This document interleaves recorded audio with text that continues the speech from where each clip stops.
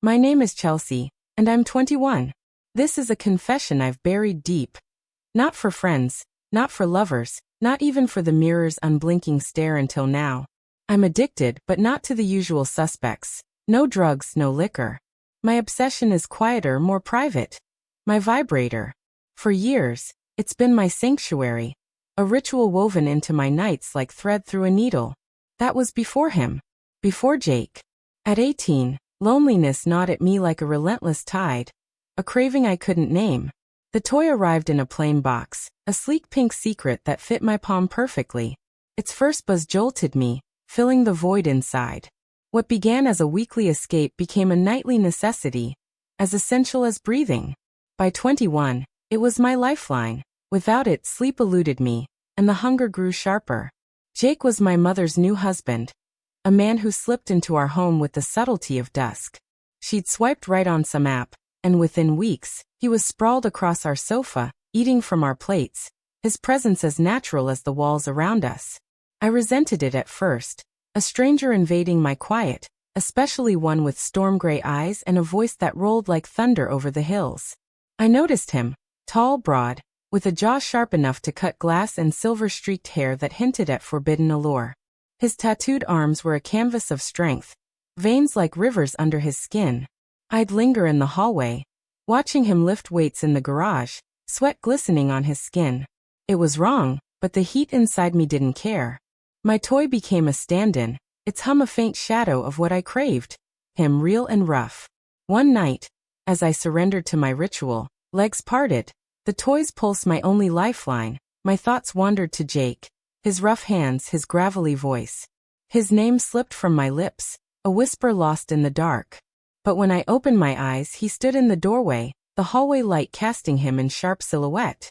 Panic surged, shame burning my throat. But my body betrayed me, chasing its release as if he'd commanded it. His gaze locked onto mine, dark and unreadable. Hunger, perhaps, or a flicker of restraint. The air turned thick, electric with an unspoken reckoning. His fingers tightened on the doorframe, knuckles whitening. "You shouldn't be here," I rasped, voice unsteady. He didn't respond, his chest rising and falling in time with mine. I should have stopped, but instead, I pressed the toy deeper, its hum a silent challenge. "Tell me to go, Chelsea," he growled, voice low. "Say it and I'll leave." But I didn't want him to leave. I wanted him closer, wanted him to fulfill my dreams. "Stay," I whispered. "Please stay." He stepped forward, moving like a predator, until he stood beside the bed. His scent, wood smoke and earth, wrapped around me, intoxicating. I waited for his touch, but he hesitated, his presence a palpable heat. "Chelsea," he murmured, barely a breath. "Are you sure?" "Yes," I said, the word a surrender. "I'm sure." He shed his shirt, revealing a chest sculpted from stone and ink. My eyes devoured him, the tattoos curling like vines, the taut ripple of muscle. He was a warning I couldn't heed, and I was lost to it. "Last chance," he said, eyes blazing. "Yes, Jake. Yes." That was when everything shifted. I knew the abyss we were leaping into, the chaos it promised, but the pull between us was a tempest, and I craved the storm. Jake's hand brushed my cheek, his touch igniting me. I leaned into it, but he moved slowly, savoring the moment. "Touch me," I pleaded. He sat on the bed, his fingers tracing my thigh, exploring me with a reverence that made me shiver. I arched toward him, but he teased me, testing my limits. When his hand reached my panties, he paused. "Last chance." "Please," I gasped. "Keep going." He slid the fabric off, his eyes drinking me in. I felt exposed, but the desire overwhelmed any fear. His fingers brushed my skin, sending shivers through me. He leaned in, his breath warm against my ear. "You've wanted this, haven't you?" "Every night," I confessed, voice trembling. He moved with intent, his touch burning through me. Then he stood, unbuckling his belt, and my breath caught. He was formidable, and doubt crept in, but he kissed my neck, his voice calm. "I'll go slow. I want you to feel it all." He aligned himself, eyes locked on mine, and pushed forward, controlled and steady. The sensation was intense, a mix of pain and pleasure. "Breathe," he murmured. "Let me in." I did, and he filled me completely, a presence that reshaped me. We stayed still for a moment, our breaths mingling. Then he began to move, each thrust deep and deliberate, unraveling me. I felt possessed, every motion a forbidden claim. His lips met mine, urgent and searching, as the headboard struck the wall in a reckless rhythm. I gasped. Let go, he urged. Give it to me. I shattered, pleasure overwhelming me.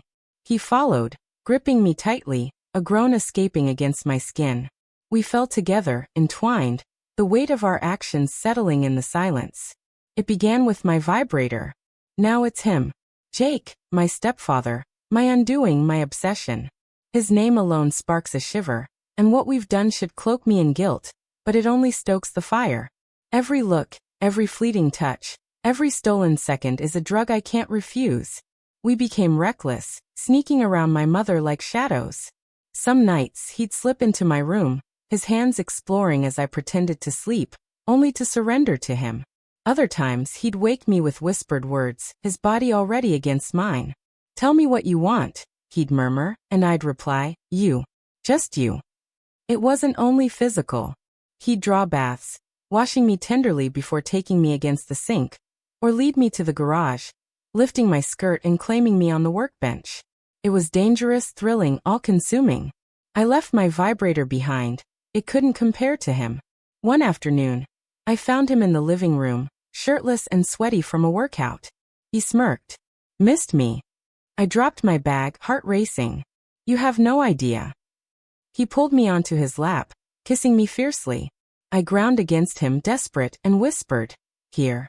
Now. I rode him on the couch, stifling my moans against his shoulder as he thrust into me, his hands gripping me tightly. We didn't hear the garage door. My heart froze, Mom. Jake covered us with a blanket, and I scrambled to fix my clothes. But we were breathless, flushed, the evidence clear. She didn't catch us, but the close call hit hard. We were out of control. Yet the danger only sharpened my desire. Now, I don't know how long we can keep this, how many lies we can spin, how many boundaries we can shatter. But one truth holds. I'm not tethered to my vibrator anymore. I'm bound to Jake, his scent, his strength, the way he consumes me. And I see it in his eyes. He's just as lost to me,